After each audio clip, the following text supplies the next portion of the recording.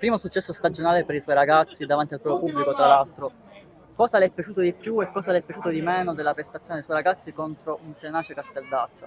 Ma allora mi è piaciuta la stessa cosa di più e di meno, nel senso che mi è piaciuto tantissimo la nostra capacità di sofferenza dopo che siamo rimasti in 10 e dopo che abbiamo perso peraltro uno per infortunio e l'altro per espulsione, gli unici due attaccanti che avevamo a disposizione. Ma allo stesso tempo appunto non mi è piaciuto tantissimo il fatto che ci siamo abbassati troppo nel finale, anche in 10 forse avremmo potuto gestire un po' meglio qualche pallone e magari soffrire meno. Però insomma la partita era importantissima, oggi era uno scontro davvero come si dice da dentro fuori, nel senso che i 3 punti in realtà probabilmente valevano 6. Quindi averli conseguiti sicuramente ci dà fiducia, ci dà entusiasmo per il proseguo del campionato e soprattutto mi dà da pensare che comunque questa squadra è proprio nel momento di crescita che io immaginavo. La resilienza è una caratteristica fondamentale. Si è data una spiegazione per quanto concerne il gran numero di giocatori disponibili? Ma io devo dire una cosa, molto spesso si cercano delle risposte scientifiche o logiche, in realtà probabilmente è semplicemente frutto del caso. Ce ne succedono davvero di tutti i colori perché insomma Gambino infortunato, avevamo già fuori i maniscalchi, adesso Monaco ha preso il rosso, quindi davvero nel reparto avanzato saremo decimati.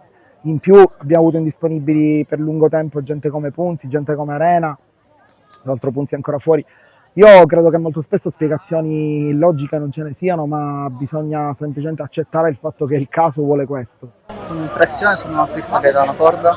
Sì, Gaetano lo abbiamo portato a casa praticamente nella giornata credo di giovedì sera, si è allenato con noi soltanto venerdì, però io avevo capito insomma, che poteva darci una mano fin da subito, quindi non ho esitato a buttarlo subito in campo. Abbiamo cercato nel giro veramente di 24 ore di dargli quei 3-4 concetti fondamentali per poter giocare con la squadra, perché noi non vogliamo mai improvvisare nulla e non vogliamo affidarci diciamo, al pressappochismo. Quindi abbiamo davvero inculcato quei 2-3 concetti che sono serviti poi a fargli giocare una partita diligente e lui ci ha messo il suo con la sua qualità e la sua dote balistica.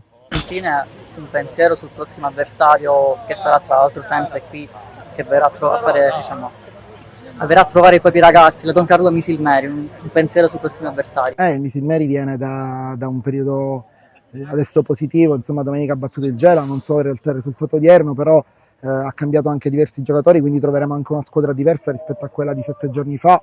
Dobbiamo essere bravi, concentrati, pensare che la Coppa è un obiettivo, perché comunque noi non dobbiamo indietreggiare di fronte alle ambizioni, ma dobbiamo cercare di porci dei traguardi importanti. Poi è chiaro che siamo anche consapevoli del fatto che il Misilmeri è una squadra con un certo budget e noi invece siamo una neopromossa, anzi una ripescata, quindi davvero l'ultima arrivata, per cui servirà rispetto, umiltà e servirà continuare lungo questa strada delle idee e allo stesso tempo anche della capacità di sofferenza.